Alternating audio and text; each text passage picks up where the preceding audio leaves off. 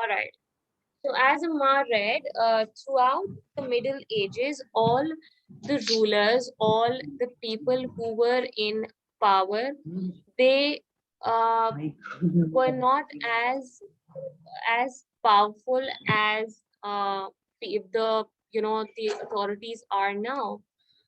They had little control over the actions of the monarch. Now, who was the monarch? Monarch was the supreme, considered the supreme power during that era, and ordinary people did not have the power to voice out their opinions. They were, in a way, they had no power. They did not have any.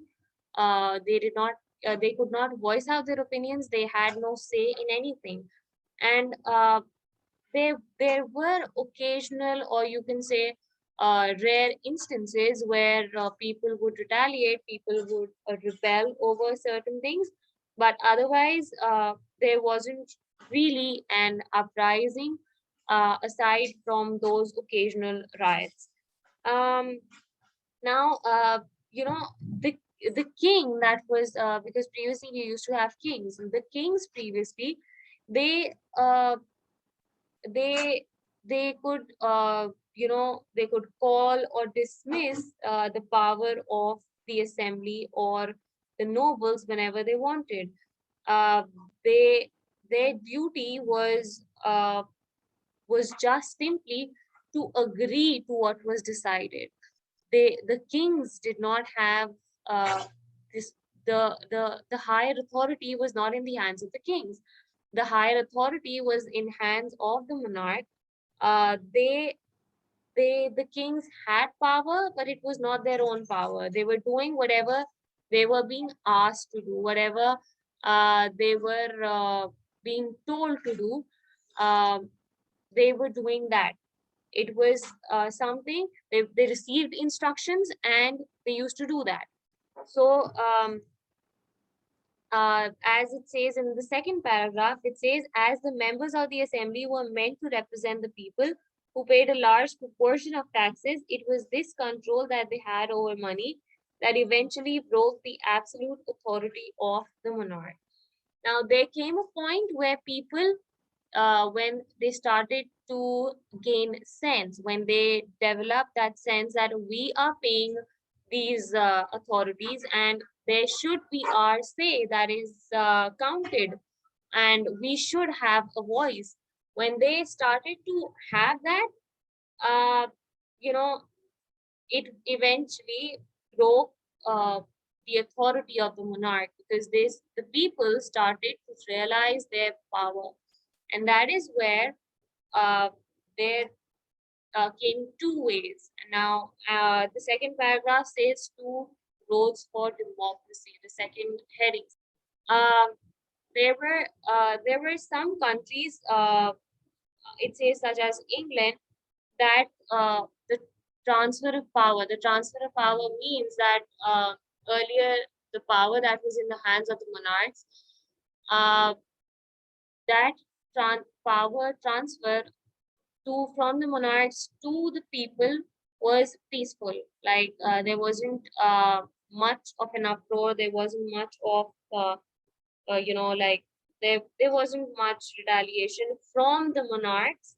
However, in some countries such as France, the people, had uh, they staged a violent protest, and they overthrew the system of the monarchs.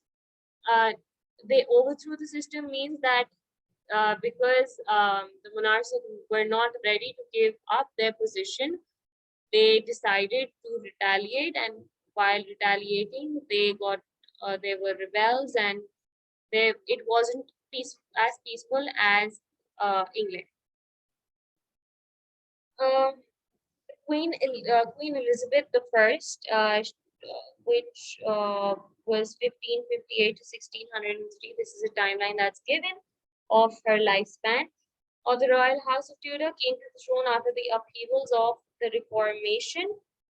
Um, So she came after all of this happened, after the monarchs had been overthrown by the ordinary people, which means that the monarchy was replaced by the parliament, and now the parliament was taking the decisions, and the parliament comprised of ordinary people from, you know, the society, and they were common people. So when she came to the throne, her position was not very secure, and the Queen Elizabeth tried to please the majority of the times. And after she came to the throne, uh, a short she called the parliament for a short period of time every now and then, and her policies were pretty much what the parliament wanted, and they focused they were parliament focused or people focused, because there was already an uproar and upheaval that was seen in other countries, and she did not want the same to happen in England. So her policies in general, like the war with Spain and religious reform, were passed by parliament because it was people centered. It was based on the it was similar to what the parliament thought, and this way the members of the parliament grew accustomed. They grew um, with accustomed. You can me I mean they got familiar with they got used to of keeping the wishes of the people. At first they grew used to having the wishes of the people fulfilled, and they started to gain confidence of the people, and that is why the position of the people grew stronger. All right, any questions? Just like Fatma read right now, um just all that uproar, after all that effort on on the part of the people, um, Queen Elizabeth followed what was said, and everything that was done. She made sure that her reign was peaceful, it was people centered, and it was what the people wanted. However, since she did not have a successor to her, the King of Scotland, that is James Stuart, he took over, and the Stuarts were very different from the Tudors. Why were they different? Because they firmly believed in the divine right of kings, as it says. That and this means that the kings were appointed to God by God to rule, and no one could contradict them. By contradict, it means no one can go against them. No one can have a different opinion than theirs. So uh, they were not. This was totally against what the people had decided for, what the people had struggled for.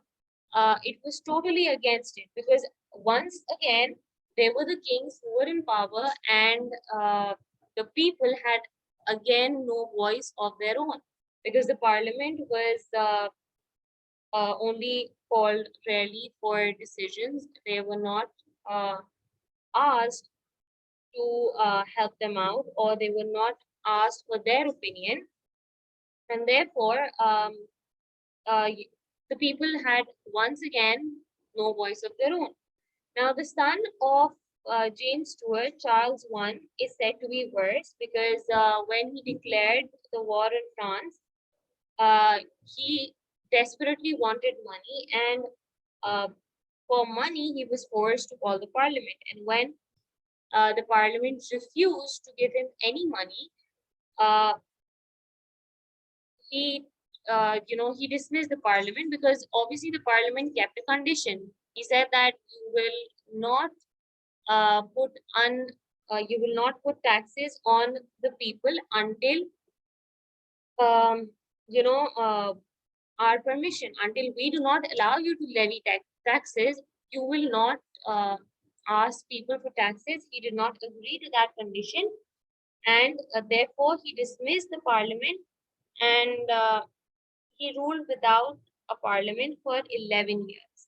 When he ruled without a parliament, things were going good until he became bankrupt. And when he became bankrupt, he was he was in a situation where he did not have a solution, and therefore he was he had to comply with the parliament, and he had to call the parliament out of necessity. So this was it for the Stuart kings. All right, so this is all for today. We have done quite a lot in history, and we will be doing it the same way because we need to hurry up. We have quite a lot of syllabus, and these are all the notes that uh, are there. If you've missed out any of this, you'll find these on YouTube, and you'll also probably get the Word document. So you can easily take down